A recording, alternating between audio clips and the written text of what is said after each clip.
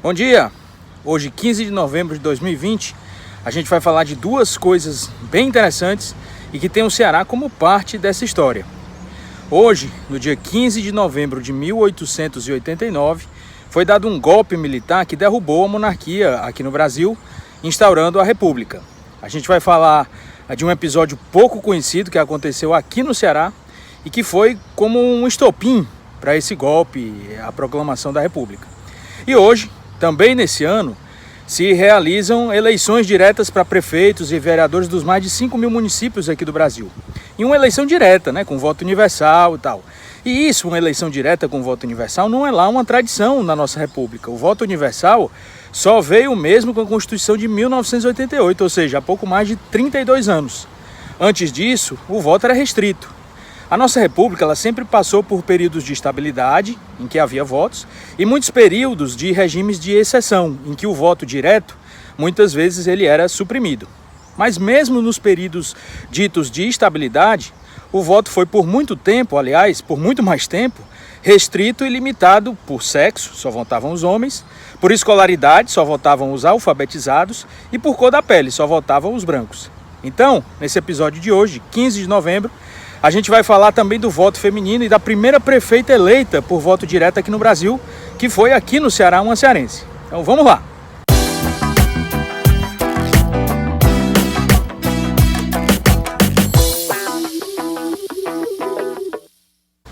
Então, bom dia! O Ceará ele participou, influenciou diretamente em muitos episódios da história aqui do Brasil.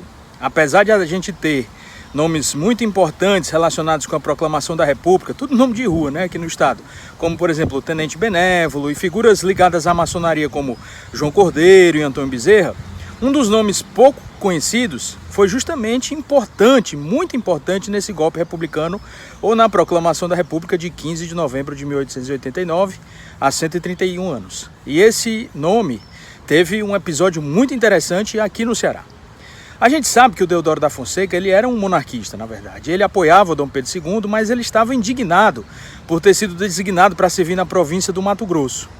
E muitos trazem isso como um dos estopins da tal proclamação da República. Tem gente até que fala de uma rixa amorosa que Deodoro da Fonseca tinha com outro militar lá do Rio Grande do Sul e tal. Mas um outro episódio pouco conhecido e que talvez foi muito mais importante do que essas queixas do Deodoro da Fonseca, aconteceu aqui em Fortaleza, aconteceu aqui no Ceará. Segundo os jornais da época, como O País, por exemplo, a exoneração ou a demissão do tenente-coronel João Nepomuceno de Medeiros Malé, em 1889, foi o estopim principal da proclamação da República. João Malé nasceu no Rio Grande do Sul e era filho do general Emílio Malé, herói da Guerra do Paraguai e hoje patrono de uma das mais importantes armas do Exército Brasileiro, a arma da artilharia. Pois bem, após a Guerra do Paraguai, muitos militares já estavam insatisfeitos com o imperador. A longa campanha da guerra, com mais de 5 anos de violentos combates, e no final o próprio comando do Conde Deu ao exército brasileiro, que era esposo da princesa Isabel, e que seria a próxima na linha de sucessão do Império, somados à oposição dos fazendeiros paulistas do café, que ficaram indignados com a libertação dos escravos com a Lei Áurea em 1888, isso tudo fez com que Dom Pedro II ficasse bastante desgastado nesse final. Apesar disso, muitos militares, como o próprio Deodoro, por exemplo, ainda apoiavam o imperador e eram monarquistas até. Então, depois da Guerra do Paraguai, Dom Pedro II ele criou escolas militares para abrigarem os órfãos desses militares que combateram e que morreram lá no Chaco paraguaio. E, aliás, Defensores del Chaco é até o nome do principal estádio lá de Asunción, no Paraguai, em homenagem justamente a esses combates violentos que houve entre as tropas paraguaias de Solano Lopes e as tropas brasileiras aqui do Dom Pedro II. E essas duas escolas, voltando para as escolas militares, essas duas escolas elas foram criadas em Porto Alegre e uma em Fortaleza. E para comandar a escola aqui de Fortaleza foi designado o tenente-coronel João Nepomuceno Malé, o primeiro comandante da escola militar aqui de Fortaleza. Eu já falei no episódio anterior sobre a Escola Militar, hoje o Colégio Militar de Fortaleza. O link sobre esse vídeo eu vou deixar aí na descrição. Ele funcionava lá no Casarão do Outeiro, Então essa Escola Militar de Fortaleza foi um marco na vida da cidade, sendo um vetor de crescimento para toda aquela região do Outeiro, depois que veio a ser conhecido como Aldeota. Então o João Malé assumiu o comando, mas meses depois ele ficou indignado com a promoção de um militar na escola que era protegido do então presidente da província do Ceará, Antônio da Silva Prado.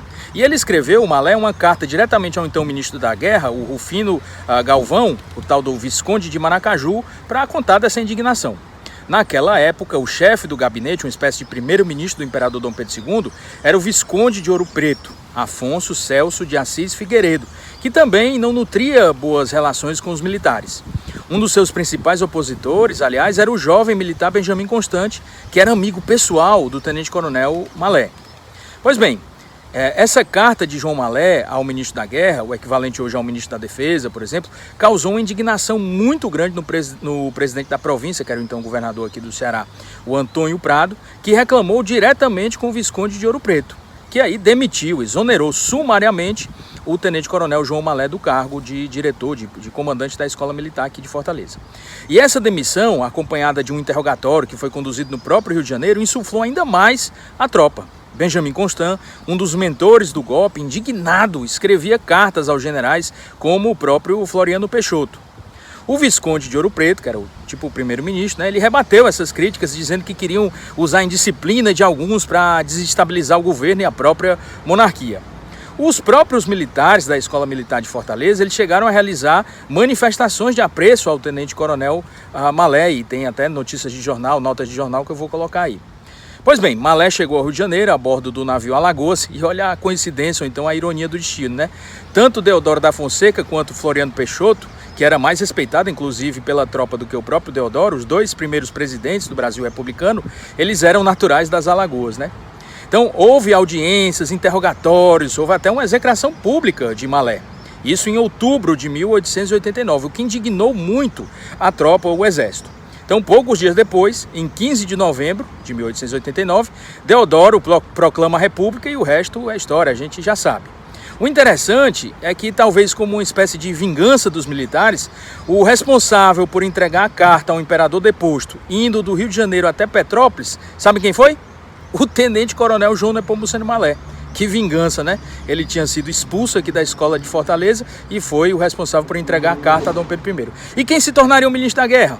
O seu amigo Benjamin Constant, um dos mentores do golpe. Depois, Malé ainda viria a ser presidente da província aqui do Ceará em 1892, além de ministro, ele próprio ministro da Guerra, sendo promovido até o posto de general. E um outro fato interessante é justamente o voto. Hoje, 15 de novembro, é o dia da eleição aqui no Brasil. Com a República, o voto, na maior parte da nossa história, da nossa República, não foi universal. Hoje, todos nós vamos votar. Não importa o sexo, a classe social, a escolaridade ou a cor da pele. E cada voto tem o mesmo peso, tem o mesmo valor. Mas nem sempre isso foi assim. Aliás, isso só é assim há pouco mais de 32 anos com a Constituição de 1988.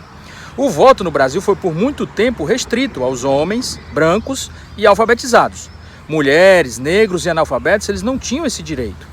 E a luta das mulheres pelo voto já vinha desde a década de 1920, principalmente aqui nos estados do Nordeste, onde as mulheres sempre tiveram um papel muito importante nas famílias. O voto feminino ele somente foi garantido aqui no Brasil na década de 1930, por Getúlio Vargas, após lutas de feministas. Mas uma mulher potiguar, já em 1928, se tornaria a primeira prefeita eleita aqui da América do Sul, só que ela foi eleita de uma forma indireta. O seu nome era Luísa Alzira Soriano Teixeira, que foi eleita indiretamente para prefeita do município de Lages, no Rio Grande do Norte. Ela, Alzira, foi fundamental para essa luta do sufrágio feminino e se tornou ícone desse movimento aqui no Brasil. Entretanto, apesar de ter sido a primeira prefeita de município da América do Sul, a primeira mulher eleita diretamente para um cargo de prefeita, foi a cearense Aldamira Guedes. Ela foi eleita prefeita de Quixeramobim em 1958. E ela exerceu o mandato entre os anos de 1959 e 1962. Ela faleceu, já é falecida, aos 89 anos aqui em Fortaleza. Então você vê que o Ceará sempre na primazia, não é mesmo? Foi a terra da luz por primeiro libertar os escravos no Brasil, foi o estopim da proclamação do golpe da República e a terra da primeira mulher eleita prefeita diretamente, por voto direto, aqui no Brasil. Fundamental para a luta das mulheres, para a luta por direitos iguais. Bem, eu espero que vocês tenham gostado do episódio de hoje. A gente falou sobre o Coronel Malé, a gente falou sobre a senhora Aldamira Guedes. Se você gostou do conteúdo desse canal, se inscreva, dê o joinha, dê o like, né? E divulgue para os seus amigos. É muito importante isso aí. É isso aí. Aproveite a sua cidade, boa eleição para todos e até domingo que vem. Vamos lá!